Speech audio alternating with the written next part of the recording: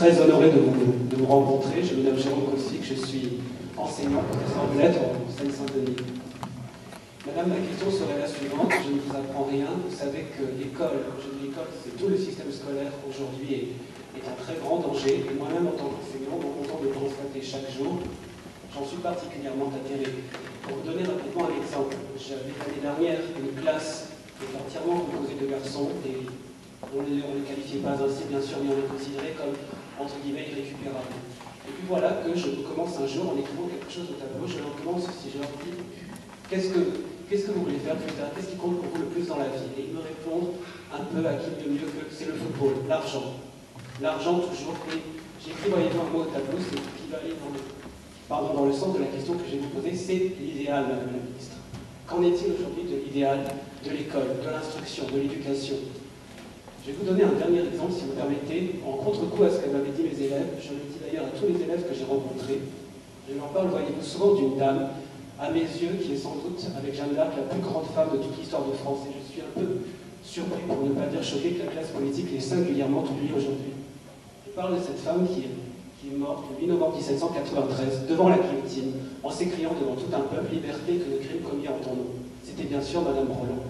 Et je peux vous assurer que lorsqu'on invoque ce personnage, cette si grande figure, il n'y a pas un seul élève, parmi ces jeunes filles, ces jeunes gens, qui ne soit ému, à tout le moins ému, voire enthousiasmé. Pour aller donc plus vite, je voulais vous demander quel projet, quelle idée vous avez sur l'éducation aujourd'hui, Madame la Ministre, car je vous le répète, si mon enthousiasme et mon idéal, le mien, sont toujours aussi grands, mon inquiétude, elle, ne cesse de croître.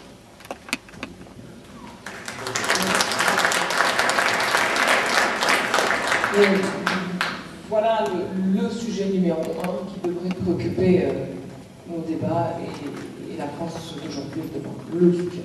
Parce que d'ailleurs, vous réglez ce problème de l'école, les derrière de la formation professionnelle, de l'emploi, du vivre ensemble, de la citoyenneté, donc de l'idée même de la nation. Je trouve que souvent dans les débats politiques, on se perd dans beaucoup de choses. Là, je sais pas, depuis 6 mois, on a vu des vertes et des bagneurs, on a vu passer beaucoup de sujets, mais jamais l'essentiel.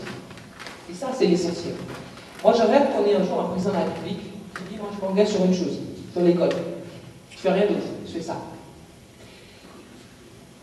Et qu'il est aussi là, parce que l'expression ce soir, ça aura été celle-là, le courage politique de le faire. Parce que l'école, c'est facile d'en parler.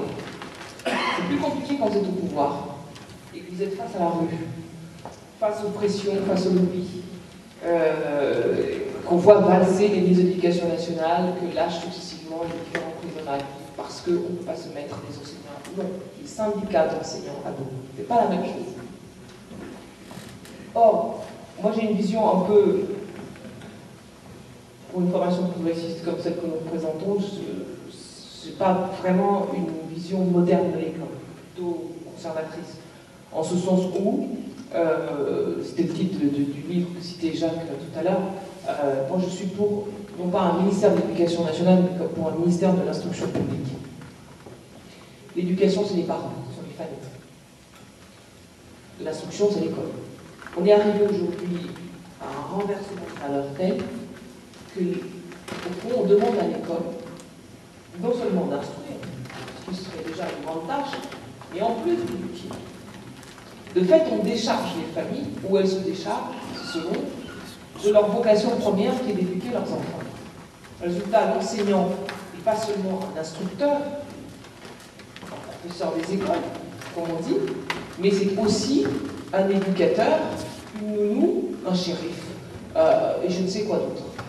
Donc vous comprenez qu'il y ait donc une crise des vocations, un malaise dans le milieu des professeurs, et comme une république, comme dans une république comme la nôtre, c'est-à-dire une république scolaire, qu'on n'arrive pas à trouver suffisamment de professeurs, qu'il y ait une crise des vocations de professeurs, c'est gravissime. Parce qu'en France, nous sommes peut-être le seul pays au monde où la promotion sociale ne passe que par un seul canal, l'école. Les pays anglo-saxons, si vous n'avez pas l'école, vous avez l'entreprise. Self-made man, progresser comme ça, même sans diplôme. En France, le non-diplômé passe pour un être, voilà, bizarre. Et même au sens positif du terme, les self-made man ceux qui y sont arrivés par eux-mêmes, sans diplôme, le monde de la boîte, pour des êtres bizarres. Parce qu'en France, on ne compte que sur l'école. Nous sommes dans un modèle de promotion sociale fondé sur l'école, la scolarité et le sacro-saint du diplôme. Et de fait, l'école devrait être au cœur, à mon avis, de tous les enjeux. Je pense honnêtement que ça passe par une promotion de l'instruction publique. Moi, je considère qu'au-delà de tous les débats sur les moyens, le nombre de professeurs, la violence à l'école, etc., il y a un sujet dont on ne parle jamais, mais qui me semble être au cœur du malaise de l'école publique en France, c'est l'ignorance. C'est les problèmes d'instruction. On a la génération la plus diplômée mais la plus diplômée. On le voit avec les résultats du baccalauréat. On est très fiers chaque année au mois de juin de voir 80% d'une génération arriver au bac. L'objectif sebagnotiste est atteint, largement atteint. Mais personne ne se demande ce que vaut cette génération. Mais elle s'en rend compte très vite.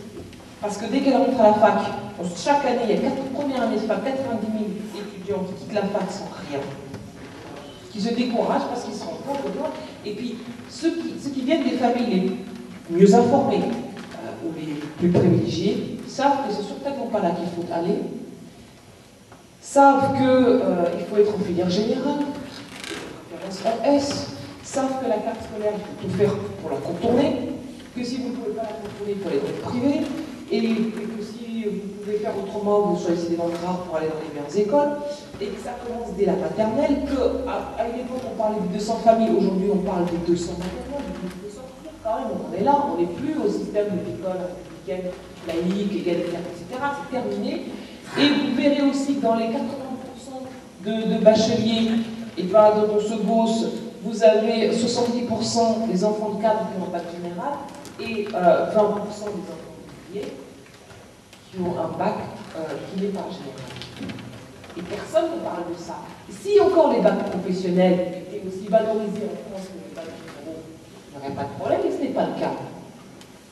Vous avez à la sortie du collège 150 000 jeunes, vous savez mieux que vous êtes enseignant, mieux que quiconque, qui sortent du collège sans diplôme, sans formation.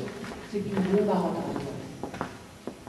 Et vous avez en 6e, je descends à chaque fois, en CM2, vous avez 25% des enfants qui rentrent en 6e sans savoir ni lire ni écrire. Et vous retrouvez 80% de ces gamins parmi les 150 000 qui sortiront du collège sans rien. Ce sont les mêmes. Et entre-temps, un collège unique qui fait des ravages, et que personne, aucun gouvernement n'a osé réformer depuis la création du collège unique. Et c'est ça, nous sommes là au cœur du drame français, et je pense même du pessimisme national, parce que quand on ne croit pas que vos enfants